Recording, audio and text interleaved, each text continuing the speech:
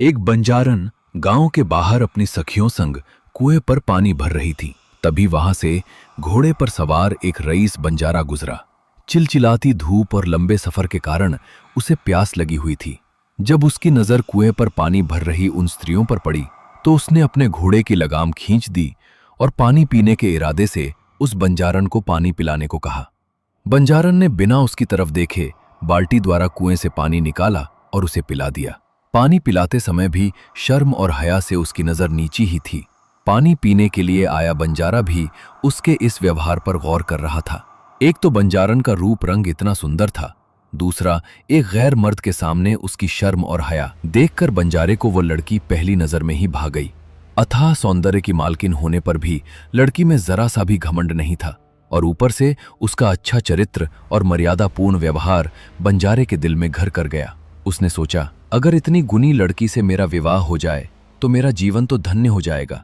इसी सोच के साथ जब वे लड़कियां पानी लेकर घर जाने लगीं तो बंजारा अपने घोड़े की रफ्तार को बिल्कुल धीमा कर उनके पीछे पीछे हो लिया। वह उस नवयुवती के बारे में और अधिक जानने की चाहत में था। कुछ ही देर में वह बंजारन एक साधारण से दिखने वाले घर के अंदर प्रवेश कर गई।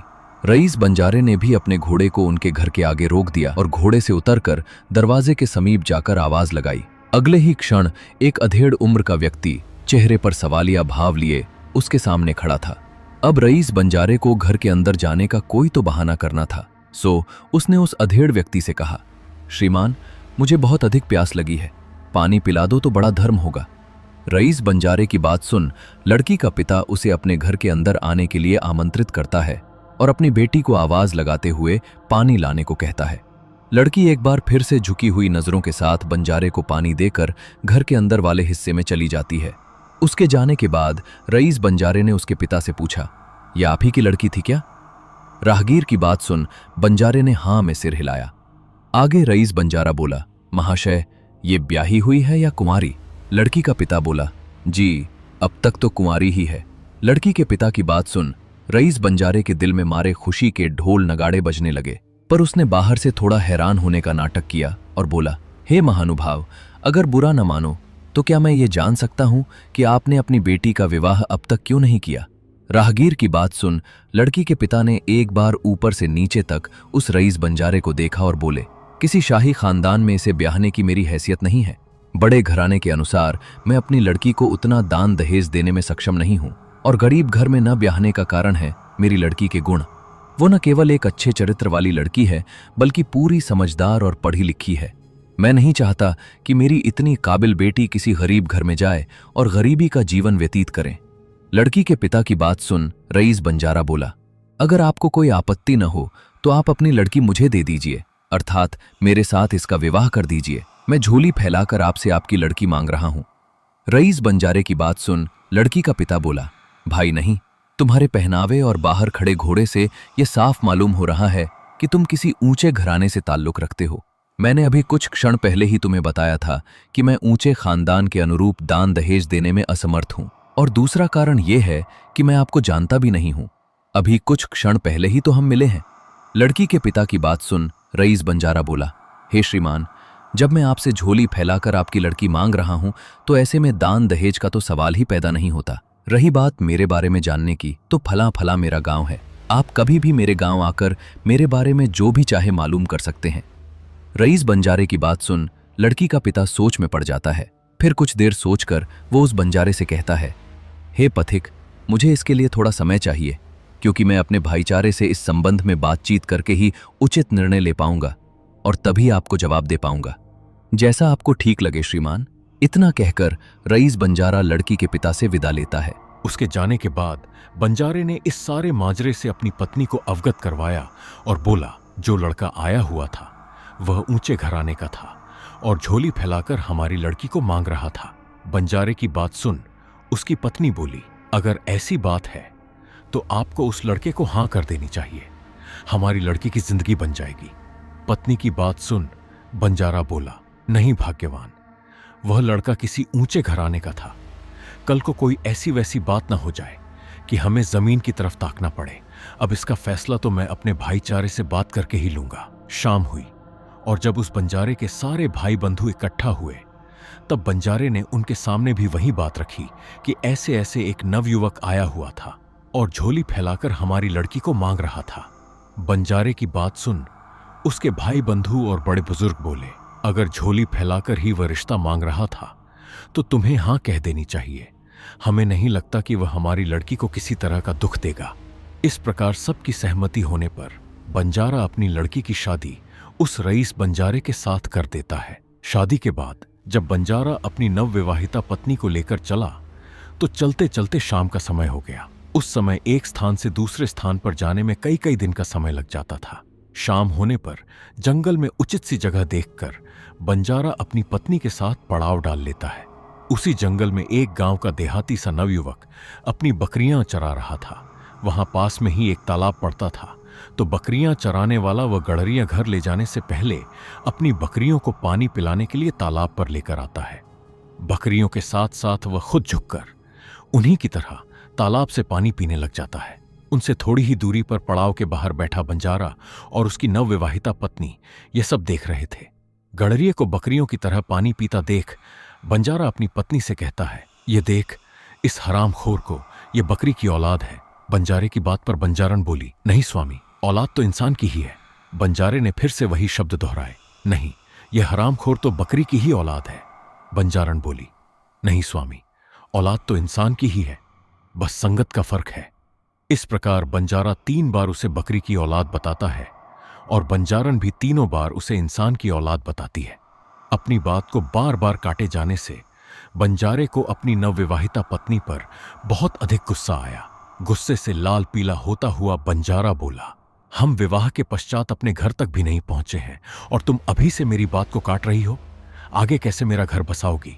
मैं तुमसे रिश्ता तोड़ता हूं। जहां जाना हो जाओ, पर मेरे घर मत आना।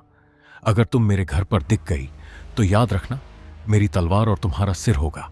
आखिरकार रईस बंजारा अपनी औकात दिखा देता है और अपनी नवविवाहिता पत्नी बंजारन को वहीं छोड़कर घोड़े पर सवार होता है और वहां से चलता बनता है। बेचारी बंजारन के ऊपर तो जैसे दुखों का पहाड़ टूट पड़ा था। सब कुछ इतना जल्दी हुआ, वह हैरान थी कि उसके साथ ये आखिर हुआ तो क्या हुआ। बंजारन का रुदन फूट पड़ता है। उसके दर्दनाक रुदन का स्वर जब उस बकरियां चराने वाले लड़के ने सुना तो वह हैरानी से उसके पास आया और उसके रोने का कारण पूछा। बंजारन ने मन ही मन विचार किया कि वह अब अपने पिता के घर लौटकर नहीं जाएगी।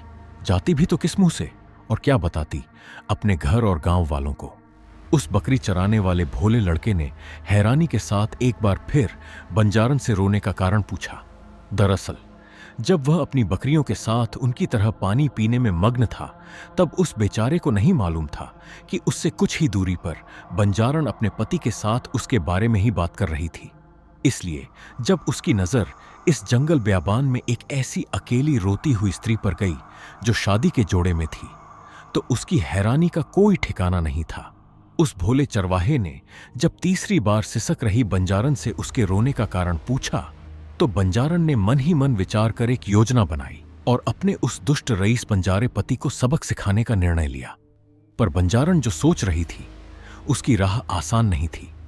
आखिरकार उसने बहते नेत्रों के साथ अपनी चुप्पी तोड़ी और उस भोले चरवाहे से बोली, आज के दिन ही मेरा विवाह एक धोखेबाज और घमंडी व्यक्ति से हुआ था, जो अपने अहंकार के चलते मुंह अकेली को यहां जंगल में छोड़कर चला गया। बंजारन की बात सुन भोले चरवाहे को ज्यादा कुछ तो समझ नहीं आया और न ही उसने और अधिक जानने की चेष्टा की। वह बंजारन से कहता है, अगर तुम्हारे पास कोई आसरा नहीं है तो तुम मेरे साथ मेरे घर चलो। आज से तुम मेरी धर्म की बहन हुई और मैं तुम्हारा धर्म भाई। गरीब चरवाहे की बात सुन बंजारन को कुछ राहत मिली। वह चरवाहे के साथ उसके घर जाने के लिए सहमत हो जाती है। दुखों की मारी उस बेचारी के पास इसके सिवाय और रास्ता भी क्या था।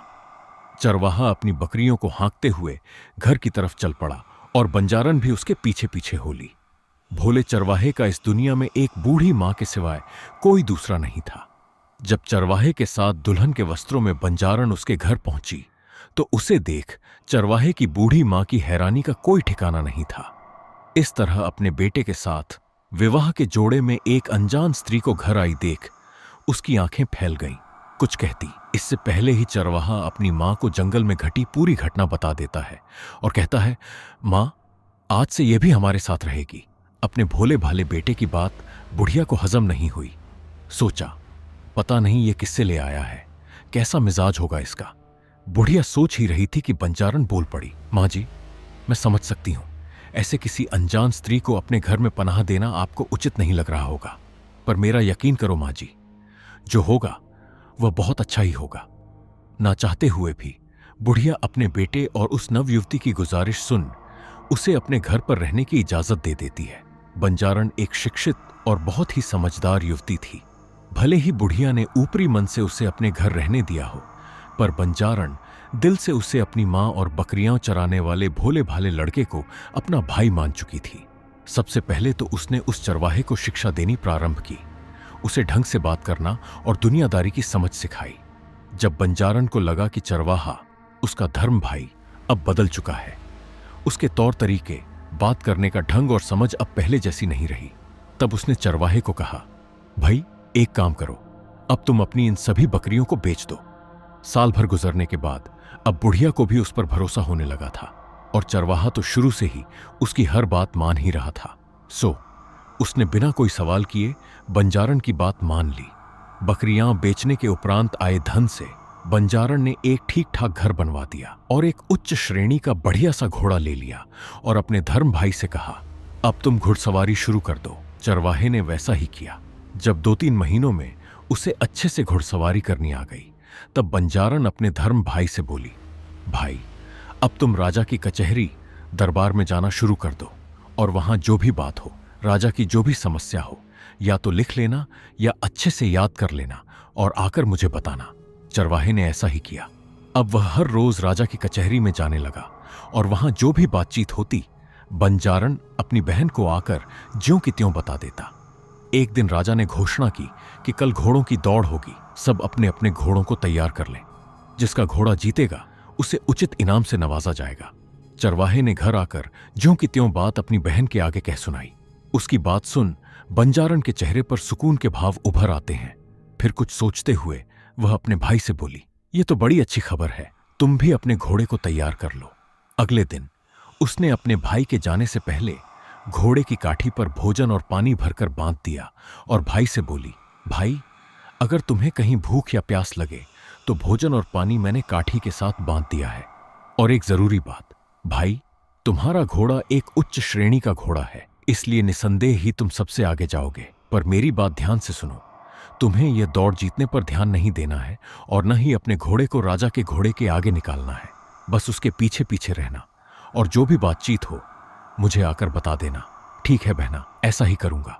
कहकर चरवाहा घोड़े पर सवार हो राजमहल की तरफ निकल पड़ता है। तय समय पर राजा सहित अन्य राज सिपाही और दौड़ में भाग लेने वाले सभी अपने अपने घोड़ों को दौड़ा देते हैं। शुरुआत में चरवाहे के घोड़े से अन्य कई घोड़े आगे थे, पर धीरे धीरे करके वह एक एक घोड़े को पीछे छोड़ता चला गया और सबसे आगे चल रहे राजा के घोड़े के नजदीक पहुंच गया। पर उसने अपनी बहन के कहे अनुसार अपने घोड़े को राजा के घोड़े से आगे नहीं निकाला और बिल्कुल उसके पीछे पीछे चलता रहा। चलते चलते राजा और चरवाहे ने अन्य घुड़सवारों को इतना पीछे छोड़ दिया था कि अब दूर दूर तक भी उनका कोई अता पता नहीं था। राजा अपने अहंकार में इतना चूर था कि उसे पता ही नहीं चला कि वह किस दिशा में और कितनी दूर आ पहुंचा है। बहुत देर तक पूरे जोश के साथ घंटों की दौड़ के बाद थका हुआ राजा अपने घोड़े को एक पेड़ की छाया में रोक देता है। उसके पीछे पीछे चल रहा चरवाहा भी अपने घोड़े की लगाम खींच देता है। राजा घोड़े से उतर पेड़ की छाया में बैठा बुरी तरह हाँफ रहा था। तपती गर्मी और घंटों की इस भागदौड़ के बाद राजा के मारे प्यास के प्राण निकले जा रहे थे। जब चरवाहा राजा के समीप गया तो राजा लगातार एक ही बात कहे जा रहा था, पानी पानी। चरवाहे ने जब राजा की हालत देखी तो उसे याद आया कि उसकी बहन ने उसे पानी दिया था। उसने तुरंत अपने घोड़े की काठी से पानी की सुराही निकाली और राजा को पानी पिलाया। पानी पीकर राजा के तो जैसे प्राण वापस लौट आए थे। वह बार बार चरवाहे को शुक्रिया कहता है। कुछ देर और हुई तो राजा फिर से उस चरवाहे से बोला, अब मारे भूख के मैं बेहाल हो रहा हूं, क्या तुम्हारे पास भोजन भी है? राजा की बात सुन चरवाहा बोला, जी महाराज, अवश्य ही मेरे पास भोजन भी है। वह तुरंत फिर से घोड़े के पास गया और उसकी काठी से बंधा हुआ भोजन भी उतार लाया। भूख के मारे बेहाल राजा ने जल्दी जल्दी भोजन ग्रहण किया। भोजन के पश्चात राजा की जान में जान आई तो उसने ध्यान देकर चरवाहे की तरफ देखा और बोला, आज तुमने मुझे बचा लिया। ये तुम्हारा मेरे ऊपर कर्ज रहा। तुम नहीं होते तो आज मेरा पता नहीं क्या होता।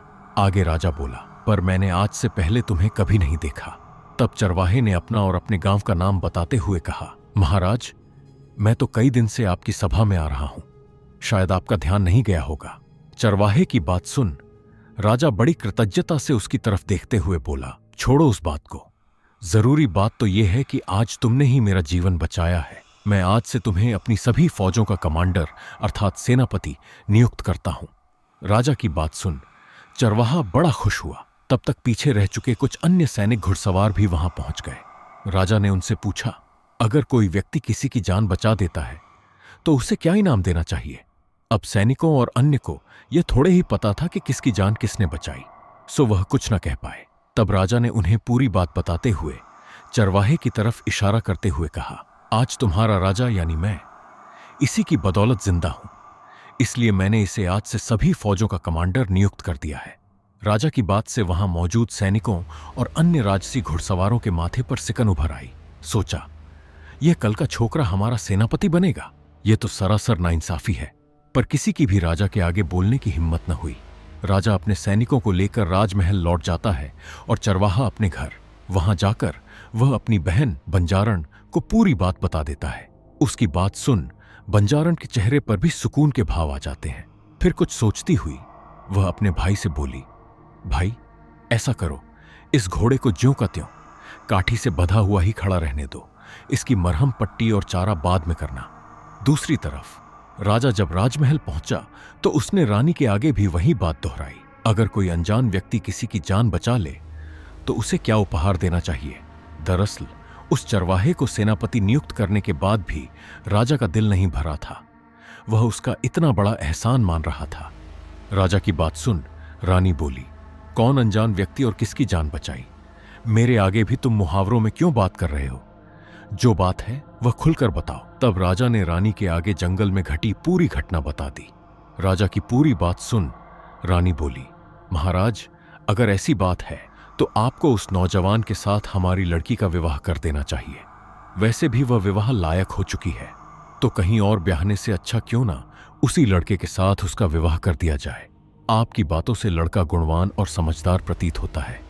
राजा रानी की बात से पूरी तरह सहमत हो गया, क्योंकि अंदर ही अंदर उसके मन में भी यही चल रहा था। बस वह रानी के आगे कहने से झिझक रहा था। राजा ने तुरंत अपने सैनिकों को आदेश दिया कि उस लड़के के बारे में नगर में पता करो और उसे कहो कि राजा ने बुलाया है। हुक्म मिलते ही सैनिक उसे ढूंढने के लिए निकल पड़े।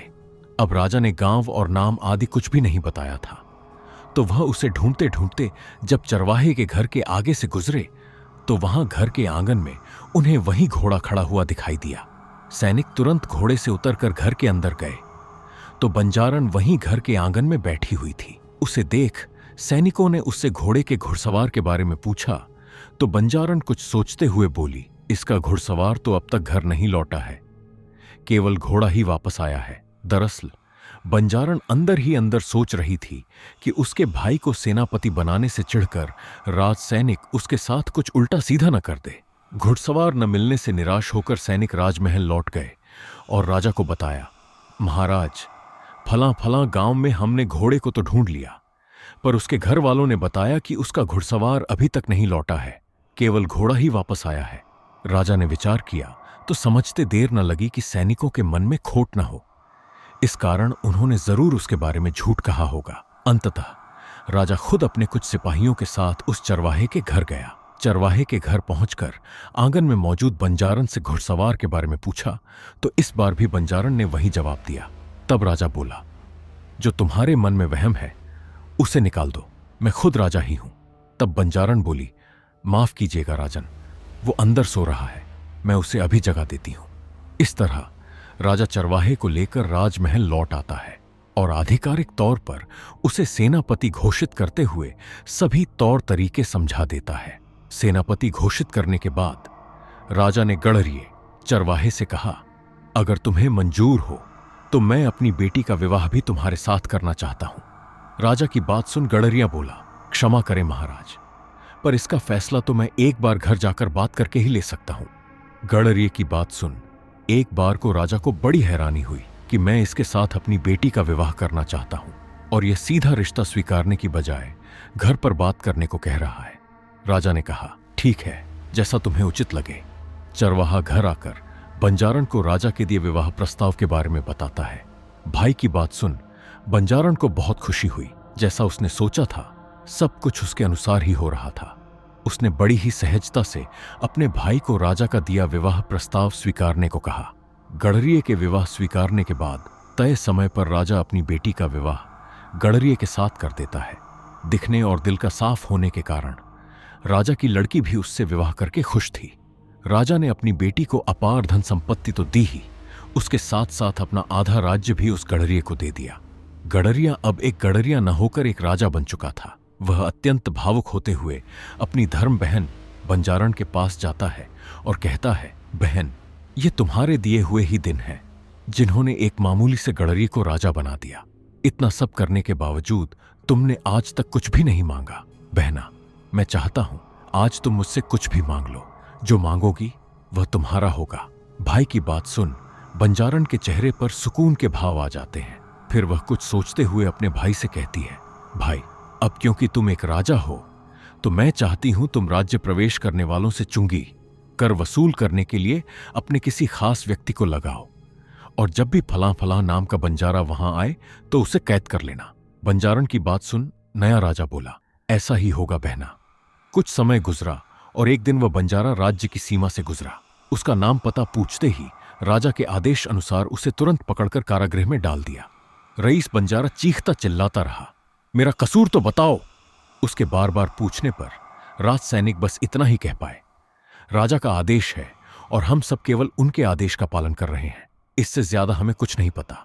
बंजारे को कारागृह में डालने के बाद सैनिकों ने राजा को सूचित कर दिया कि उन्होंने उनके कहे व्यक्ति को पकड़ लिया है और उसे कारागृह में बंद कर दिया है। राजा तुरंत इसकी खबर अपनी बहन को देता है। बंजारे के कैद कर लिए जाने की खबर सुन बंजारण के चेहरे पर गहरी शांति के भाव आ जाते हैं। कितने ही समय से उसने इस पल का इंतजार किया था।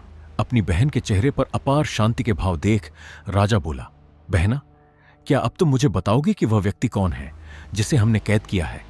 अपने भाई के चेहरे की उत्सुकता देख बंजारण बोली, भाई, याद है तुम्हें वह जंगल की मनहूस शाम जब मेरे पति ने मुझे विवाह के प्रथम दिन ही अपने अहंकार के चलते बीच रास्ते ही छोड़ दिया था? राजा बोला, हाँ बहना, मुझे याद है।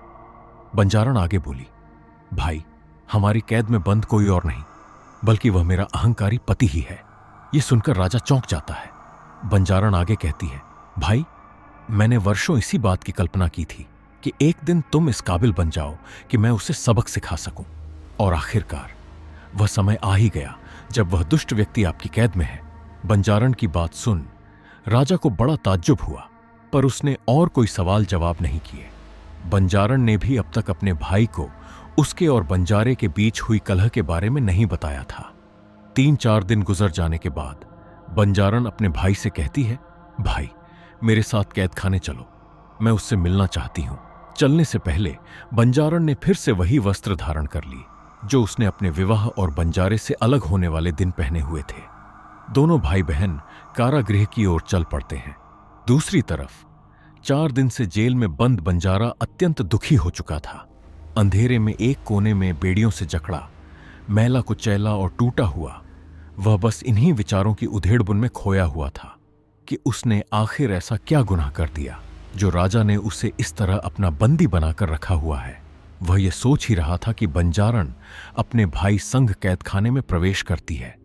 जैसे ही वे अंदर प्रवेश करते हैं, बंजारण के इशारे पर राजा सिपाहियों को उसकी बेड़ियां खोलने के लिए कहता है। सिपाही बंजारे की बेड़ियां खोल देता है।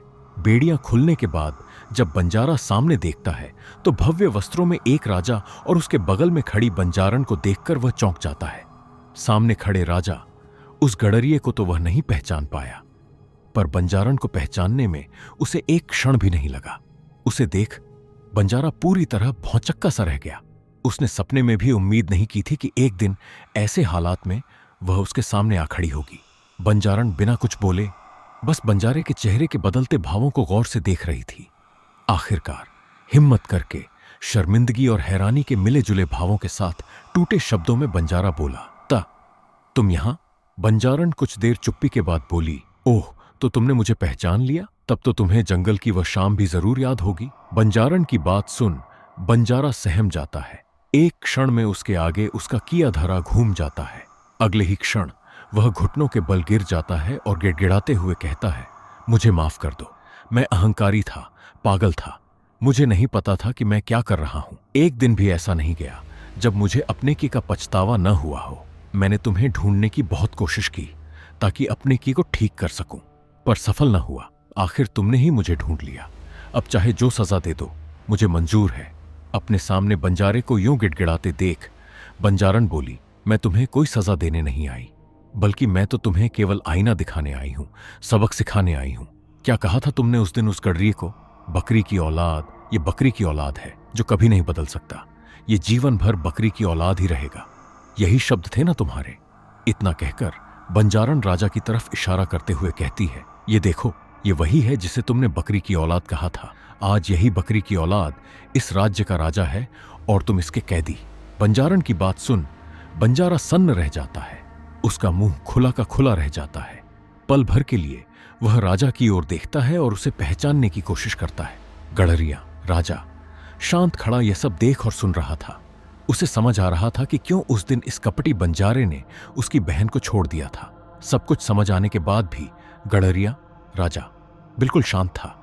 आगे बंजारन बोली, तुम अमीर थे, ऊंचे घराने के थे, इसलिए तुम्हें लगा कि गरीब व्यक्ति तुम्हारे सामने तुच्छ है और तुम ही सबसे सर्वश्रेष्ठ हो।